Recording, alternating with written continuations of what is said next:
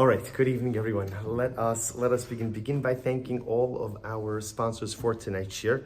First, by thanking our annual Talmud Torah sponsor, the Tilson family of Eretz Yisrael, for dedicating all of the shiurim and drushos for Tafshin Pehei. The year 5785 is a zchus for Besoros Tovos for all of Am Yisrael. Our Talmud Torah sponsors for the month of Cheshvan, Stephen Terry Zinn, for dedicating all the shiurim and drushos this month in honor of the birth of their granddaughter, Devorah Eliana Zinn, and in memory of Dr. Zinn's father, Bunim Tzvi Ben Chaim Zichron Livracha, Shmuel and Rabin Karabkin, and the Schus Refuah Shalema for Binyamin Chaim Pesach Ben Moshe Chana, and commission of the yard site of Pesa Mira Bas Chaim Zichron Livracha.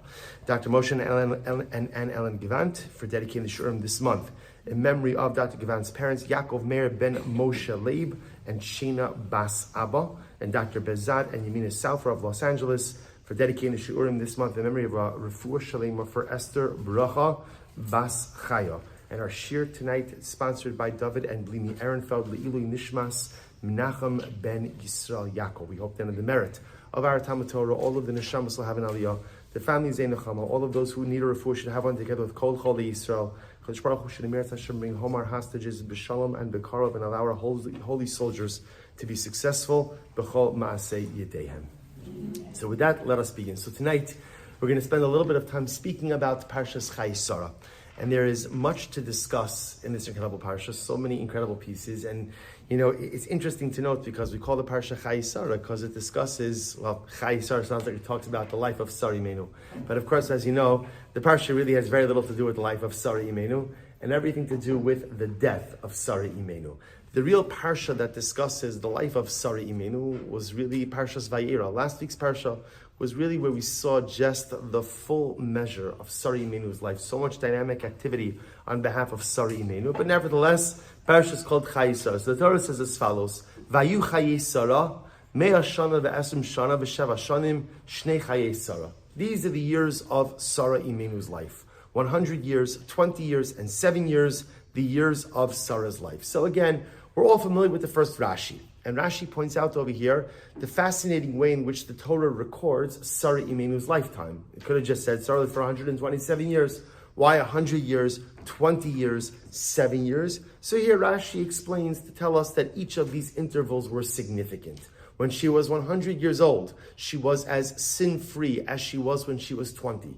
Because the Gemara tells us that a person is not held accountable for their actions until the age of 20. So when she was 100, she was as sin-free as 20. And when she was 20, she possessed the innocent beauty of a 7-year-old. Beautiful Rashi. But if you look at the last line in number 2, I want to focus your attention on something a little bit different. Rashi says, Shnei Chayei Sara. Now if you notice, there's redundancy in the pasuk, right? Because the pasuk says, "Vayu Chayei Sara." These are the years of Sara Imenu's life: 100 years, 20 years, 7 years. Shnei Chayei Sara, the years of Sarah's life.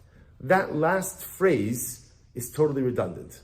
Why do I need Shnei Chayei Sara? Why do I need that phrase? These are the years of Sarah's life. You already told me, "Vayu Chayei Sara." Why do you need for that phrase? And Rashi adds in something amazing. Rashi says, "Shnei Chayei Sara." Kulan Shavin Litova. All of Sara Imenu's, literally, how would you literally translate? Kulan, all of them, Shavin were equal, Litova, in good. Now, so it sounds like Rashi saying all of them were good. Now, we already know from the outset, what doesn't that mean? I know that's a strange question to ask. What doesn't that mean? It doesn't mean that Sara Imenu's life was all good and easy and simple from the beginning. That's clear. Sara Imenu had a ridiculously difficult life. One of the most important things to remember in general about great people, at least great people from Tanakh, is that they all have very hard lives. And this is incredibly important. And the truth is, it's not an accident. We like to think sometimes in our youthful era of life, when we think that the world is black and white. So we like to kind of take an approach of saying, if you do what HaKadosh Baruch Hu asks of you, everything is going to work out. And what's the definition of everything working out? How do you define everything working out? What I want, right? In other words, so I do what HaKadosh Baruch Hu asks of me, and life goes exactly according to the plan that I have for myself. Okay, commit averus, so life doesn't go exactly the way I wanted it for myself. And as we get older, we recognize that life doesn't play out that way. Right? A person could do, quote unquote, everything right, and yet life goes in a variety of different directions.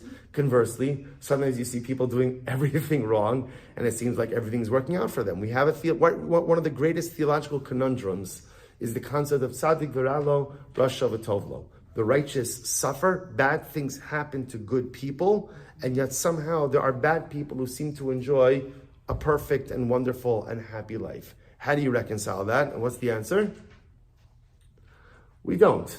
Right? The answer is that this is one of the great mysteries of the world. Moshe Rabbeinu asked about it. Avram Avinu asked about it. Everyone asked about it. And at the end of the day, this is one of the things that HaKadosh Baruch Hu decides and HaKadosh Baruch Hu regulates. So, and I think sometimes the stories of our great people are there in the Torah. You know, if you notice, it's fascinating to see sometimes like the details, especially in Bereshis, that the Torah includes and the details that the Torah doesn't include. And there's so much in here that speaks to the day-to-day lives of the Avos and Imaos. And if you were to describe the lives of the Avos and Imaos in one word, what word would you use? One word. Difficult. They had difficult lives. And the Torah is trying to convey to us something incredibly profound, which is greatness only comes on the heels of difficulty. See, what's our greatest challenge? Our greatest challenge is we want greatness, but I want greatness without turbulence. Just like we want inspiration without effort, right? It's so interesting. You know, I feel like I mentioned this. I don't know if it was in this year. I met someone actually at the rally in Washington, D.C. the other week. He always said, Silver, I love your videos. They're so great. But can I make a request? I said, sure. You know, I'm all excited, of course. You know, I'm thinking maybe there's a donation opportunity over here, right? But he's like, can you really try to get everything under 2 minutes? I was like, and so it was fast. So I was I was a little bit startled by it. And I'm like, okay, yeah, because that's where we're holding, right? So where we're holding right now is I want inspiration, but I do not want to be bothered with a time commitment. So in other words, give me what I need and give it to me quickly. It's got to be like a YouTube short. So give me a YouTube short under 1 minute and I'm in. So why? Because deep down, what we're really saying is everybody wants inspiration and everybody wants connection, but I don't really want to work. I want to have it delivered to me, and I want to have it in a simple, easy, digestible form, and then I'm ready to take it. And that's beautiful, and that's wonderful. And Baruch Hashem, we do live in an age where that is available, which is really incredible. But it's important to understand that that's temporal, fleeting greatness. If you want real greatness in life, you have to be ready for adversity. Now, by the way, the other lesson that conveys is something amazing. When you find yourself in a difficult situation in life, so how do you look at that? How do you wrap your head around that? Whenever you find yourself in the midst of a difficult situation, know that the potential for greatness is within reach. Every difficult situation brings with it the promise of some type of dramatic, incredible, explosive growth. Think about this in just a moment. Think about your time of greatest bracha in life. Bracha is wonderful, right? We all love bracha, we all love simcha. But it's interesting, bracha and simcha rarely engender growth. They don't. It's not like anyone ever said, you know what, I got a bracha from HaKadosh Baruch Hu that I really don't think I deserved. I'm going to totally change my life around. Right? You don't really hear that. We get brachas every day. And I'm like, okay, thank you. Shkoyach, I thank you, HaKadosh Baruch Hu. Or sometimes again, we begin to take it for granted. But people rarely experience dynamic, cathartic, comprehensively life-changing growth through brachas. That's where challenge comes in. Challenge presents itself, and you have two choices. Well, you have three choices, right? Choice number one is just complain about it. Choice number two is drown in it. And choice number three is somehow manipulate and use it for some type of growth. And what's incredible to see is that the Avos and Imos, you think about this, you go through all of the Avos and Imos, and they had such beautiful and fulfilling and meaningful lives filled with challenge. And by the way, you could trace this. I've mentioned this before. Rabbi Dr. Jonathan Sachs, Zichrono Livracha, brings down, he says, in the world of literature, there are two types of stories. I've mentioned this before. It's one of my favorite ideas. Two types of stories. And what he says, there's two types of stories. There are fairy tales, and he calls there's mythology. So if you ever read like Greek mythology, so how do almost all Greek myths, they all have the same storyline, which is, Greek mythology was a polytheistic belief, so believed in many different gods, right? But their gods were very human. So they were driven by hubris and arrogance and lust and all these different things. So what would happen in Greek mythology, right? The man tries to do something, and then the gods pull the rug out from under them. Conversely, how does every single fairy tale end? Happily. And everyone lived happily ever after. Rabbi Sachs posits so beautifully, it's like, in Yiddishkeit, we do not believe in mythology because we believe that HaKadosh Baruch Hu wants our success more than we want our success. But he says it's also important to understand, in Judaism, we do not believe in fairy tales.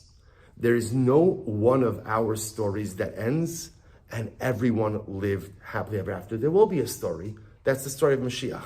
The story of Mashiach ends, everyone lived happily ever after. There is no other story in Yiddishkeit. And by the way, if you think about this, it's so tremendous, right? How does the Torah end? Death of Moshe Rabbeinu. Steps away from entering into Eretz Yisrael. It's the only thing he wanted. It's a tragic ending. On one hand, it's beautiful and uplifting because it's the end of an era and Klal Yisrael is about to enter into Eretz Yisrael, but it's the tragic ending. For me, where this becomes most pronounced, getting a little bit ahead of ourselves, is Purim. To me, I always found it so striking, right? The Megillah ends, and when I was in the Megillah ends, everybody starts singing Shoshanas Yaakov Tzalav V'Samecha. It's beautiful, it's wonderful. And you think about it for just a moment, that it's beautiful and wonderful for everyone except Esther, right? The heroine of the story is locked in a marriage to a man she does not want to be with, in a life that she does not want to live. And especially if you go with the narrative that Mordechai was her husband, and every single day she's seeing the man who she did marry, she wanted to live with. It's tragic. It's tragic. Yet again, that's the story of our salvation. Because the Klal Yisrael work, the way we understand the worldview is that salvation comes from suffering. That growth comes from adversity. And sometimes it's like, no one really ever wants to hear that, because what we just want to hear is, just do what HaKadosh Baruch Hu says, and life is going to be beautiful and wonderful and rosy, and everything's going to work out okay.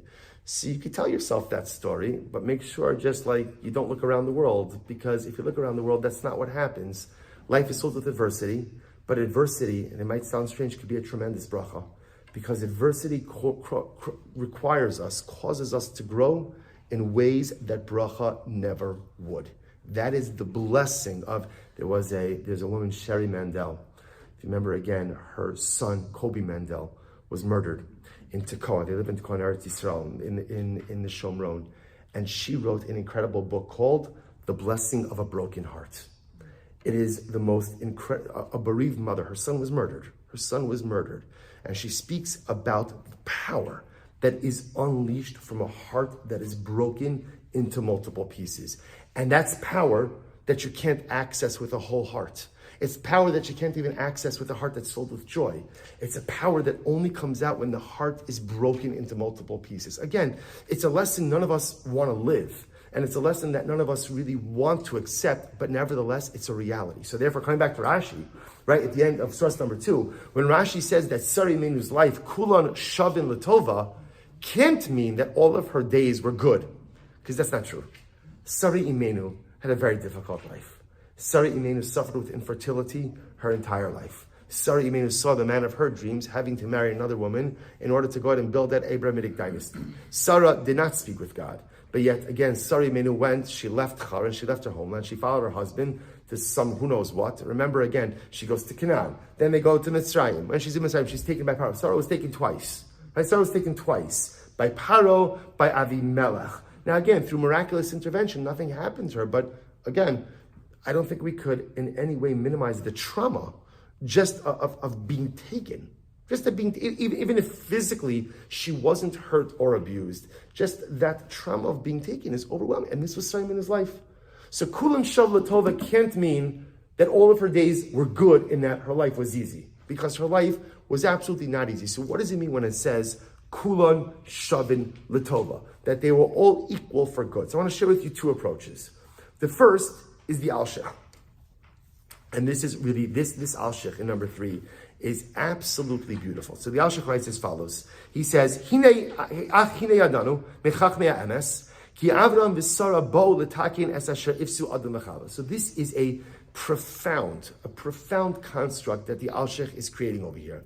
He creates a parallel between Adam and Chava and Avraham and Sarah. And he posits that Avram and Sarah came to fix everything that Adam and Chava broke. Incredible. He goes on, he says, listen to this. Why? So the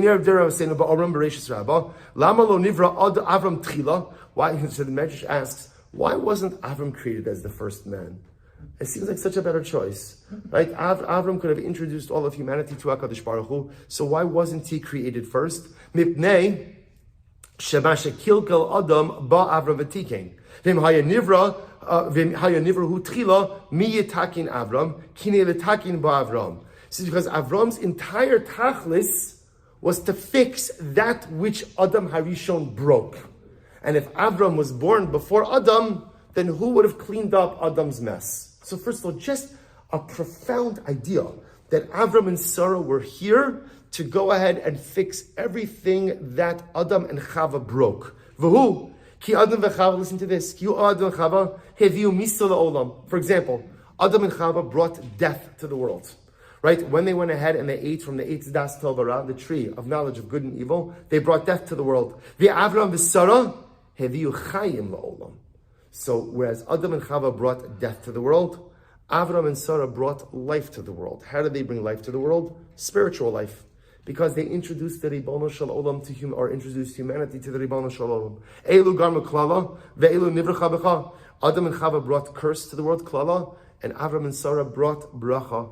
Adam silek shchina al rakia, ve'Avram v'Sarah horidu merakia shavi. So Adam caused the divine presence to depart from this world and to ascend into the heavens, and Avram and Sarah brought HaKadosh Baruch Hu back down into this world. Adam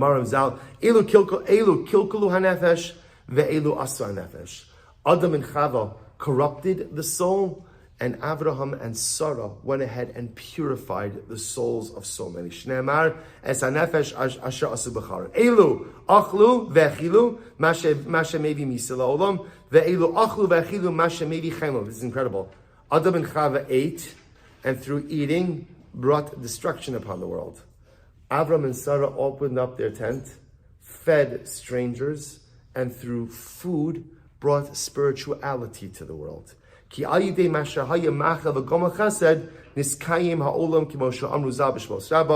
So therefore, interestingly enough, according to the Al-Shich, what you see is something amazing. Avram and Sarah did something truly amazing, which was they had this, we'll call it life of simultaneity. They had two simultaneous tracks happening in their lives. On one hand, their avoda was to fix the past. They came into a world that was profoundly broken because of what occurred before them, and they had a mission to fix the past. And simultaneously, they also had an obligation to build the future. Fix the past, build the future. Identify what's broken, repair it, and after you finish repairing what has been corrupted, then build something beautiful going forward. And perhaps what Rashi is saying when Rashi says, Kulon Shavin Litova, means that Sarah Imenu maintained a constant and consistent mission her entire life. We're going to talk more about this in just a moment. Sometimes people only discover like their tachlis or their mission later on in life, and there are other people who discover why they're here and what they're meant to do much earlier on. Sarah Imenu was one of those people who understood what her mission was early on in life. And this mission had this duality. There are things that happened before me that broke the world. I have an obligation to repair them. And at the same time, I have to be singularly focused on building a beautiful future. So the Al-Shich points out about how she was able to repair, right? Everything that Adam and Chava broke, Avram and Sarah repaired. So that was her commitment to repairing the past. What about the future? So understand something. We can see this. I don't know if we quoted this last week's share. I don't think I did. Maybe 2 weeks ago I mentioned it. There's something very interesting that happens when Sarah realizes that she's not having children. So she goes to Avram and she suggests to Avram that he should take Hagar. Take Hagar. Now, by the way, it just happens as an aside, it happens to be fascinating. Avram never brought this up. Avram never brought this up with Sarah. He never said anything, which is interesting because if you're right, Avram Avinu, so what's your plan? Do you want to have children? You want to have a future? So what's the plan? Rabbi Soloveitchik points out something very interesting. Rabbi Soloveitchik has a number of essays on marriage. And he writes about the essence of marriage. He says that in certain cultures that the entire purpose of marriage was procreation. That's it, to produce future generations. He says in Judaism, there is a level of marriage. Of course, there's period of arivya, of course, is procreation. That's a major component. But there's also a level of relationship and companionship that is separate and distinct from procreation. And he quotes this from Avram and Sarah. This idea that Avram Avinu, it never dawned on him to take another wife. It's fascinating. It never dawned on him. Remember, in biblical, you have to understand something. Rashi points out that in biblical times, it was common for men to marry, well, it was common for men to marry more than many women, but it was common for sometimes one woman was more fertile than the other. So there would be one wife who would be like the childbearing wife, and then there's the other wife. I have no idea how that plays out, like in shalom bias dynamics, right? But lamaisa, different times, different whatever it was, right? So it's fascinating to point out that Avram never had a havamina. Like it just never dawned on him. Well, Sarah doesn't have children. I have to marry someone else. He doesn't say anything. It's like you're my partner. This is our life. Hakadosh Baruch Hu decides who has children and doesn't have children, but my life is with you. You're my partner. So whatever does or doesn't happen, we experience it together. Just by the way, that partnership motif in Avram and Sarah's life really comes to it in this week's parasha because it's fascinating to note. After Sarah Imenu dies, what does Avram Imenu accomplish? What does Avram do after Sarah dies? Pretty much nothing, right? If you think about it, Avram dies at the end of this week's parasha, also Parashat Chayei Sarah. Avram does two things over the course of this week's parasha, which is he marries off Yitzchak, which he himself didn't do, right? Remember again, he dispatches Eliezer to do it, and the Torah points out that he actually does remarry after the death of Sarah, and he marries a woman named Keturah. What Rashi points out was Hagar. He remarried Hagar. And again, Rabbi Soloveitchik points out that it's fascinating to see that Avram Avinu doesn't engage in any dynamic activity after the death of Sarah Imenu. Because without his partner, he wasn't the same. And remember, understand the contrast. This is Avram Avinu who's running around everywhere, right? Converting people, preaching, right? Delivering drushas. Avram Avinu was able to keep it under 2 minutes also in his video. So I'm sure it's very popular, right? So let me say again, he was doing all these things, and now suddenly Sarah dies, and he's done. That was the nature of their relationship. So just to show you this idea, Avram, the relationship dynamics are incredible. So Avram is singularly committed to Sarah. And Sarah is singularly committed to Avram. But Sarah is not just committed to Avram, Sarah is committed to an Abrahamic future. So when she feels that she is not going to give Avram a child, she says to him, you need to marry Hagar. We got to keep our eye on the ball. We got to keep our eye on the future. The goal is to create a family. The goal is to create a destiny. Without progeny, without a future, everything we've worked for goes with us to the grave. There has to be a next generation to carry on our holy work. So it's Sarah's commitment to a singular vision of perpetuating an Abrahamic dynasty that says marry Hagar. And by the way, the Gemara points out, Avram says, I'll marry her, but I think I mentioned this last week. Avram says, I'll take her as a pilegesh, as a concubine. Without getting into technicalities, there's two constructs of biblical marriage. There's marriage, and then there's pilegesh, a concubine. There are differences. They're both marriage-like, but they have differences. Avram did not want to take Hagar as a complete wife. Sarah said, if you're going to go ahead and marry her, you have to do it right. You have to do it right. Take her as a full-fledged wife. Sarah Imenu, and this is what the Ashach is saying. Do you want to know the greatness of Sarah Imenu? What does it mean? Kulan Shav and Latova, all over years for good. Sarah Imenu had a singular focus on what needed to get accomplished. And Sarah would not get distracted. That's what it means, kulan shavin latova. She knew that her life had this duality of mission. I have to repair, I have to partner with Avram and repair that which Adam and Chava broke. It's our job to repair it. And I have to partner with Avram in order to go ahead and build a beautiful future. And whatever sacrifices I need to make in order to build that future, I am ready to go. I am ready to do. It's singular focus. Do you know what our greatest contemporary challenge is? Our greatest contemporary challenge? I have to ask you, what is our greatest contemporary challenge? Right? We're distracted. Right? We're distracted. Think about this for just a moment, right? You're starting, right? You're going ahead, you're working on something. Then what happens? What happens? Come on, we all know what happens. Right? Your phone beeps. Your phone beeps. And you can't, one thing I know for sure, like no one's calling me for the nuclear codes, right? That's for sure, right? So whatever it is, it probably, but yeah, we jump, and then okay, I'm just gonna check this, and then you go back, and how many times in life does it happen that I just never end up really getting back to the thing that I started with, or even if I get back to it, my attention is already like in a million different places. We're so distracted. Now, what is the collateral damage of being distracted? The collateral damage of being distracted is we think that we accomplish so much more because we can multitask, right?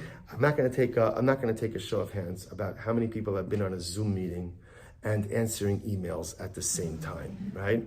So you know that when you do that, right? First of all, you have absolutely no idea what the Zoom meeting was about, right? And also the emails generally, again, I don't even remember what I was doing with the emails. Nothing is really 100%. Like everything is like, I don't know, 50%, 60%, 70%. So I'm like so proud of myself because just in the course of an hour, I got a meeting in and Baruch Hashem, I answered 72 emails. Fantastic, excellent. But like sum total, what did I accomplish? And by the way, everyone knows when you're answering emails, right? Everyone knows, right? Because you're the person who have to ask you, right? Chaim, you hear what we're saying? Yeah, look up. Hey, so we think, there's the famous mice of Rav Mendel of Rimanov. Rav Mendel of Rimanov said, he lamented the days when they paved the roads. That's what he said. He said, why? Because he used to be, before the roads were paved, you would travel by day and you would have to check into the inn at night. So you'd have time to daven, to eat dinner, to speak with people. He said, now that they paved the roads, people could travel by day and by night, and no one will have time for anything. So Rabbi Dr. Abraham Tversky, used to quote this idea, and he said, can you imagine if Mendel of Rimanov were alive today? Right? He lamented the paving of the roads, but it's so important, right? And I want to be clear: this is not a technology shmooze. That's not because it really has nothing to do with technology. It's been the human condition that we get. You think it's like a new thing that people are distracted? Human beings are distracted. We're easily distracted. The challenge of being distracted is you lose singular focus, and when you lose singular focus, you don't get to accomplish the things you need to do in life. And that's why, by the way, just so you should know, if you ever muster up the courage to shut off your phone for 1 hour and devote yourself to whatever task you have to be, it's amazing how productivity goes through the roof. Or shut off the notifications. Again, not a technology shmooze, just a life shmooze. Kulan shavin latova means, you know what the greatness of Sarah Imenu was? Singular focus. She didn't get distracted. From the time she was young until the day that she died, she knew exactly what her life mission was. This duality of mission. Fix the past and make sure that you ensure that there is a future. Kulan shavin latova means she lived a life of singular focus. To give you another illustration of this, and this is incredible. Take a look at number 4. And number 4, the pasuk says, it's actually a very, very beautiful pasuk. So fast forwarding in the parsha a little bit, Eliezer brings back young Rivka. And this is the first encounter between Yitzchak and Rivka. Yitzchak meets Rivka, Yitzchak ha'ola Sarah imo. Yitzchak Avinu brought Rivka into the tent of Sarah, his mother. Vayikach es Rivka, vatila li'isha vayehavah. He married Rivka, she became his wife, and he loved her. By the way, first time that love is mentioned in the Torah. First time that love between a man and a woman is mentioned in the Torah is Yitzchak and Rivka. Love is not mentioned between Adam and Chava. Love is not mentioned between Avram and Sarah. First time love is mentioned is by Yitzchak and Rivka. Again, we see it again afterwards by Yaakov and Rachel. But the first time is Yitzchak and Rivka. There's a lot to say about that, also about why love appears here and what this love means. It's also fascinating to note, by the way, if you look in the progression of the pasuk, when does love occur? When does love occur? After marriage. It's a pretty incredible idea. Very much against the way we think in Western society about the notion of falling in love. You could fall in lust, but you cannot really fall in love. You could fall in love after you're married. When you're in a relationship and you're giving to someone and you're doing for someone and you're living with someone and you're experiencing life with someone, love is created through that. But it's fascinating. So, they did just meet over here, right, in this pasuk. So this was, they met, they got married, and then again, but it's fascinating to see marriage first, and then true love comes afterwards. But I want to draw your attention to something interesting. Remember, Sarah already passed away. Right? So Sarah never got to meet Rivka. But what's fascinating, even though Sarah died, but yet again, what's still standing? Her tent. So the question that the Mefarshim try to understand is, why is Sarah's tent up? Remember again, just biblically speaking, Avram had a tent and Sarah had a tent. Right? Because again, we know this because it's called Ha'ohela Sarah Imo. It's Sarah's tent. If it was Avram's tent, it would have said he brought her home to meet Avram. But Davke brings her in to meet Sarah. So Sarah had her own tent, whatever this means. So Sarah died. If Sarah died, why is her tent still standing? So the Ramban points out there's something very beautiful. The Ramban writes, he says, "Vayivia Yitzchak hola Sarah imo chasar nismach k'mo rabim v'tama kasov ki yisaber b'chvod shenahag Yitzchak bi'imo ki me'es shemesa Sarah lo nata alo." This was done out of kavod. Yitzchak had kavod for his mother, and out of kavod and deference to his mother, he did not take down her tent. He did not take down her tent. Right? This is that there's so much here. I'll say all these parashas, so much to unfold. Remember again, Yitzchak, of course, was not there when his mother died, right? And Yitzchak also, I'm sure, understood that Sarah Iminu's death was also tied in with the entire episode of the Akedah. So again, Yitzchak, obviously longing for his mother, missing his mother, naturally so, leaves up the tent as like a testament to her, for covered out of her. Ki amru lo savo isha cheres el oel gvira nechbedes. V'kasher ra Rivka heviu el oel ahu lechvoda v'shalom lekachas. This is incredible. So the Ramban says something amazing. The Ramban says that Yitzchak did not let anyone else into his mother's tent. No one was allowed to go into Rivka's tent. It's Sarah's tent. This was Sarah's tent. It was her place, and he left it up out of cover for his mother. But then the Ramban says something amazing. Look at the last line, number 5. V'kasher ra'a Rivka, but when Yaakov met Rivka, hevia el ha'oelahu lichvoda v'sham likacha. Remember something beautiful? Do you know where the chasana between Yitzchak and Rivka took place? You know where it was? It was inside the tent of Sarah Imenu. So somehow when Yitzchak met Rivka, he saw that this girl, that this young woman, was obviously something special, was something unique, and she was the first person to enter into Sarah Imenu's tent since the death of Sarah Imenu. And therefore, again, and that's where they marry, representing this idea that Yitzchak saw the qualities in this young woman that she could be the next of the matriarchs, brings her into Sarah Imenu's tent, marries her there. So according to the Ramban, the tent was left up ultimately, again, as a testament to Sarah Imenu. It could also be that having the tent left up, leaving the tent up, is not just simply like a memorial or like a shrine or like a coven. A home, right, which the tent of Sarah, the home of Sarah, a home in general, represents your ideals. A home represents your, right? If you want to see who a person really is, where do you go?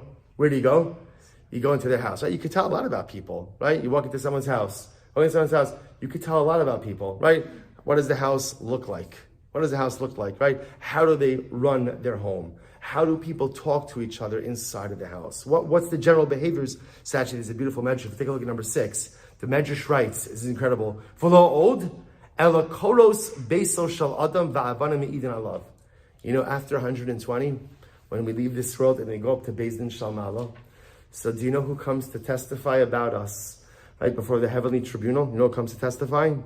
The walls and the boards and the stones of our home. Right? Why do they come? Why do they come? Because they see the real me. See, the great part is when I go into the world, I could put on a whole new facade, right? And I could put on a great show. And by the way, we all do it. We all do it, right? There's the inside face and there's the outside face. And the outside face is good, it's polished, it's serene, it's kind, it's charitable, it's frum, all these different things. But when I go behind closed doors and no one else is there, that's the real me comes out. The real me comes out. And therefore the Medrash says, the incredible Medrash, that after 120, when I'm standing before the Beis Din Shel Ma'ala, the heavenly tribunal, giving an accounting of my life, who does the Beis Din Shel Ma'ala summon, so to speak, just for character reference, for who I really was? The walls of my home. Because the walls of my home saw me in a way that the rest of the world did not. The walls of my home saw the real me. They know who I really am and what I really am behind closed doors. So what you begin to see is something amazing. When the home sees the real you, the home represents the real you. The home, so the tent of Sarah perhaps, the tent of Sarah was left up. Why? Not simply as a memorial to her, not simply out of covet to her, but it was Yitzchak and Abraham's way of ensuring that Sarah Imenu's ideals remained embedded with the family, even though she was no longer here, right? You know, deep down, the scariest part of death, right? What's the scariest? I don't mean of us time when we lose loved ones. The scariest part of death is a fear of forgetting. You know, in fact, the Gemara says that there's a gzeira. The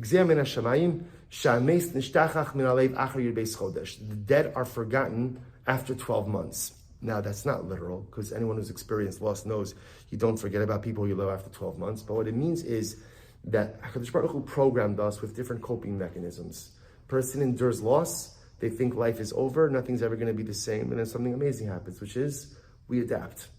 We adapt and we pivot, and there's a special adaptation that occurs after 12 months that allows for a certain shift in perspective that allows a person to move forward. But sometimes there's a fear. Sometimes there's a fear in being able, you hear this, sometimes you see this with Rahman al children who lose parents when they're young. The child is young, lose their parents. Sometimes one of the most tragic things is when a child says, I can't remember what my parents' voice sounded like.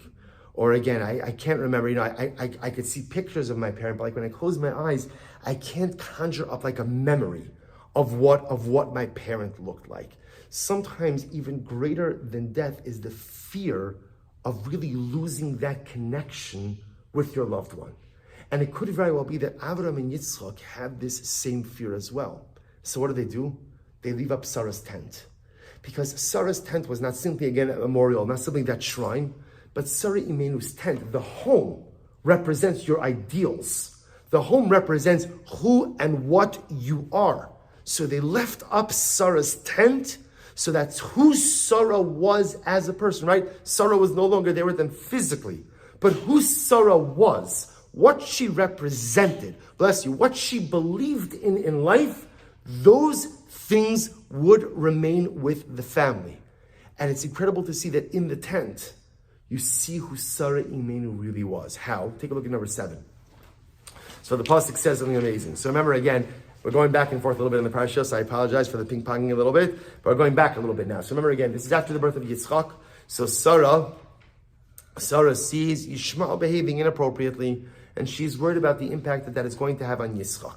So what happens? What does Sarah Imenu say in number 7? Pasuk Yud. V'tamar le'Avram, Garesh ha'ama hazos v'espina, ki lo yirash im ben ha'ama hazos im beni im Yitzchak.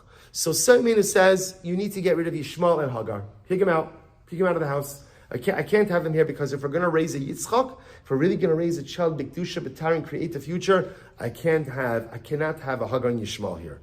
So the pasuk Yidal, let's number 7 pasuk Yidal. Vayera Adav Obein Avram, Alados Beno. So Avram Avinu, of course, is very distressed. Remember again, Avram Avinu's whole life mission is what? His whole life mission is bringing people closer to HaKadosh Baruch Hu. And now you want me to kick out my own son? It doesn't make any sense. HaKadosh Baruch Hu intervenes. HaKadosh Baruch Hu intervenes. The Ribbon Shalom intervenes in a Shalom Bayis issue. Avram and Sarah having a disagreement, and HaKadosh Baruch Hu intervenes, and he says, Avram, first of all, don't worry about Yishmael and Hagar. They're going to be fine.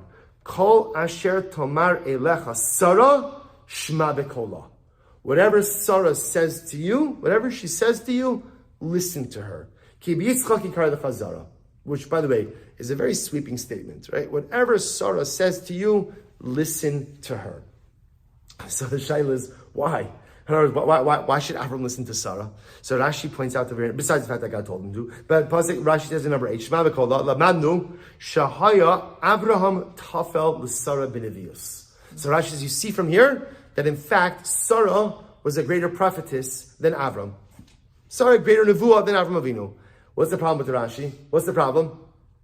What's the problem with saying that Sarah was a greater Navi than Avram? There is not one recorded episode of HaKadosh Baruch Hu speaking to Sarah. Not one recorded episode. So now Rashi pulls this out that Sarah, was a greater prophetess than really? Really? There's no recorded episode. Now, in general, it happens to be, biblically speaking, you often won't find HaKadosh Baruch Hu speaking to women. The Gemara calls it, the Gemara feels that it's a form of tznius. Like Miriam was an Aviyah. The Chazal tells us Miriam was an Aviyah. Yet we don't find HaKadosh Baruch Hu speaking to Miriam, much in the same way, by the way, that Miriam, the Chazal tells us, Miriam died a misas neshika. So misas neshika means a death with the kiss of HaKadosh Baruch Hu, which is a painless, quick death. That's how Avram Avinu died. The Gemara compares it to pulling a hair out of milk. There's no friction, there's no turbulence. A person just simply, what's the right word?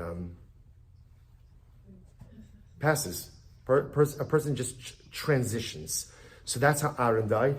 And Moshe and Miriam yearned for that same type of death. So the Gemara says that Miriam died that way also, but it would be inappropriate to say that Miriam died alpin neshika, like the imagery, because Chosh Baruch was referred to in the male. So ultimately, the reference to Miriam dying with a kiss of HaKadosh Baruch Hu, so Chazal felt, Chosh Baruch Hu felt in the Torah, that it wouldn't be, okay, so you could say maybe Sarah prophesied many times, maybe it did happen, and just never recorded it, but it'd be strange. Never ever recorded once in the Torah. So look at the Emek Davar. The Emek Davar says in number 9 something amazing. Then it's Siv. He says, Shma b'kola, v'lo amar Shma l'kola, shamashmo shiyasa kidvareh, k'loshna mikro le'el, v'isha avram l'kol sarai, aval b'kola, masha shidakti v'svorim b'dvareh. So this is incredible. So then Siv says something amazing. Siv says, Hashem is, see, everyone reads this, and we think, what's the takeaway message of the pasuk? What's the takeaway message of the pasuk? For all generations, what's the takeaway message of the pasuk? Come on, this is a women's shir. You should be jumping all over this, right? Right? What's the takeaway message of the pasuk? Do whatever your wife tells you, right? The Netziv says, but that's not what it says. If it wanted to say that, it should have said, Kol asher tomar lecha Sarah, Shma likola. Listen to her voice. Bikola, says the Netziv, is Avram, you need to listen to what she's saying. Sometimes you could hear what someone's saying, or you can listen to what someone's saying. So Avram, listen, understand what she's trying to tell you. Because Sarah's onto something. Sarah understands something that you do not understand. Right? It's not telling simply Avram, just listen to Sarah. It's not the Rebbe Shalom intervening in a Shalom Bayis crisis saying, just stop and listen to your wife. Chosh Baruch Hu saying, Avram, Sarah is making an incredibly valid point, and you need to try to understand the point that she's making. So what is the point? Look at number 10, Lubavitcher Rebbe. Lubavitcher writes, he says, Kan aleinu lahavchin bein Sarah lebein Avram. So the Rebbe says, from here you see one of the most fundamental distinctions between Sarah and Avram. Sarah haisa imo shel Yitzchak bilvad. Sarah had one role. I mean, she didn't have one role, she had multiple roles. But in this context, her one role was, she was the mother of Yitzchak. Me'as yivaldo, shafa shashef aloki yufne rak elav. I'm just reading a little bit more. Avram hayagam avian shel umos acheros Yishmo b'nei ketura. Right. So Sarah Imenu had one mission. What was her one mission? I need to raise a Yitzchak to be not only the biological heir, but the spiritual heir to Avram Avinu. That is my job. That is my mission. Avram Avinu, on the other hand, had many children. He had Yishmo, he fathered a whole number of children with Keturah at the end of the parasha, go on to many nations. And more than that, Avram Avinu is also a spiritual father. Remember, again, it's important to recognize all of the major faiths, right? Judaism, Christianity, Islam, all trace themselves back to Avram Avinu. So Avram is the father of all the major faiths in the world. So Avram Avinu was like a humanity personality. Sari Imenu has one singular focus, which is her child. Her child. My job is to allow this child to become the best version of himself. My job is to allow this child to self-actualize. My job is to ensure that this child is ready to fill the shoes of his father, not just to fill the shoes, but to build upon the foundation of his father in order to ultimately build out Klal Yisrael. That is my one and only goal, says Sarah Imenu. We know it's not really her one and only goal. Sarah Imenu wore many different hats. She was also an influencer, right? A biblical influencer, right? And she was also, again, a dedicated partner to Avram Avinu. She wore many different hats and had many different roles. But in this respect, Sarah Imenu says, I know what has to get done. And I'm singularly devoted to this task of raising a Yitzchak. Avram, you're great. Don't get me wrong, you're fantastic. But Avram, you're all over the place, right? You're saving the world. Fantastic. Shkoyach, go Team Avram, right? Fantastic. But at the end of the day, right now, Avram, you need to do one thing, and that is get out of my way and do what I tell you to do. I hear this all of the time, by the way, right? Get out of my way, and I'm going to do, and I accept it lovingly because it's almost always true. Right? Get out of my way, and I need to do what I need to do. And HaKadosh Baruch Hu says, get out of her way and let her do what she needs to do. Why? Because she understands what has to get done. You don't. Avram, your heart is in the right place. But you're Av Hamon Goyim, you're a father of a multitude of nations, right? You're here for, not even like a Klal Yisrael Jew. You're a humanity monotheist. You're here to infuse everyone with holiness and spirituality. Shkoyach, Hatzlocha, it's fantastic. But Avram, to be honest, you don't know how to make a Yitzchak. Sarah knows how to make a Yitzchak. Isn't this incredible? Sarah understands that a Yitzchak is only created in a home and in an atmosphere of Kedusha. So Sarah Imenu understands that if there's a Yishmael there, right? Having a Yishmael was the equivalent of just allowing every single type of influence into your home. Right? This is a common issue, even contemporarily, right? Parents allow their children access to a whole variety of different things. And then I wonder, why isn't my kid interested in Yiddishkeit? Why is this? Why is that? Well, what are they watching? And what are they doing? And what are they reading? And what are they seeing? And what are they possessing? So of course you can't create a Kaddish child if you don't house them and nurture them in an incubator of Kedusha. It doesn't work. You can't expose your child to everything and then expect them to somehow find the strength to choose Kedusha over everything else that's out there in the world. So Avram Avinu says, essentially, Yitzchak will be fine. Yishmael's not so bad. It's good. Life is all about learning to live with other kinds of people and different influences, and it's only going to make him stronger. And Sarah's like, just be quiet. Just be quiet. Just be quiet. You're wrong. I appreciate what you're saying. I really do. But here, you're wrong. You know how to inspire humanity. You don't know how to raise an inspired son. Right? It's incredible. You know how to shape greater society. You do not know how to raise an inspired child. And Sarah Imenu says, I do. And what that needs is a little bit of a cocoon. And what that needs is a little bit of isolation. And what it needs is that the home has to be that incubator of Kedusha. Home has to be a safe space that is filled with holiness, that is filled with greatness, and that is filled with a constant sense of devekis to HaKadosh Baruch Hu.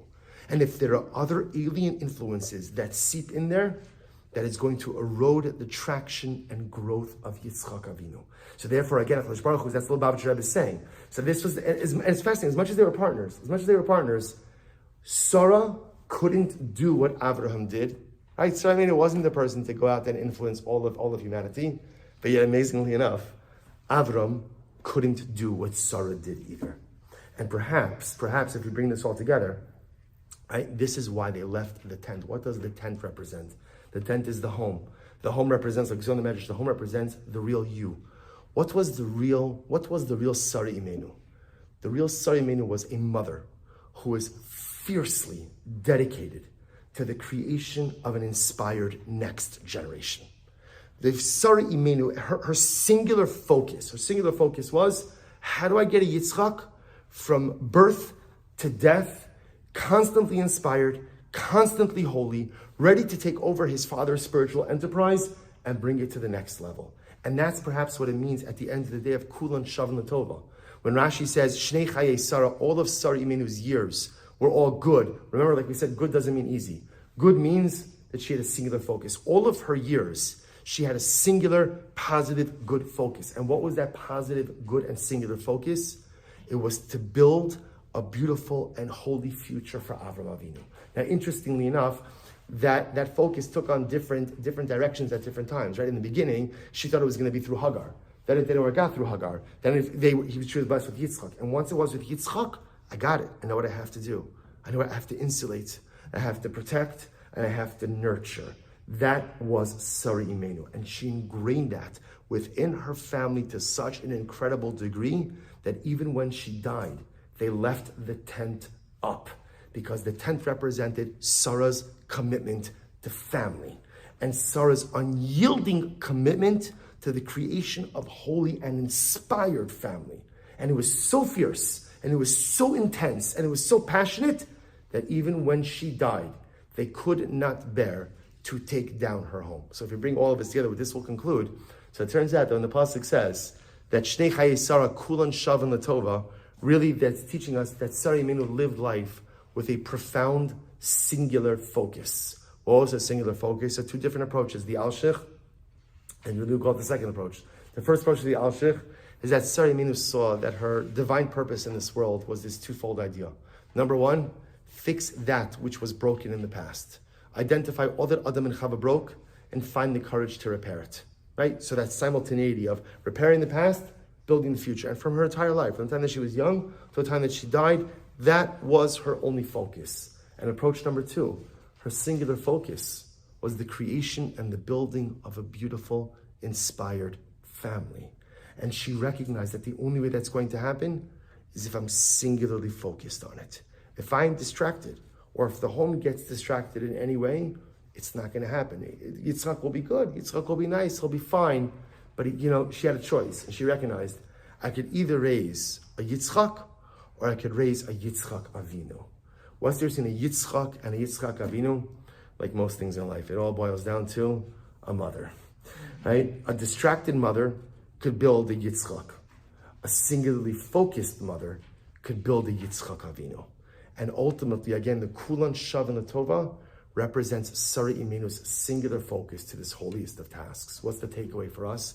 So there's many beautiful takeaways for us, both in terms of family, both in terms of children, but I think kind of like Big Adol, in a more general sense, I often feel the takeaway from this is, so often in life, we only figure out what we're supposed to do when we get older. Now, some of that is just life maturity, right? When we're young, we're just kind of all over the place. And it's only when we kind of calm down a little bit and get older that we recognize the direction we have to go in.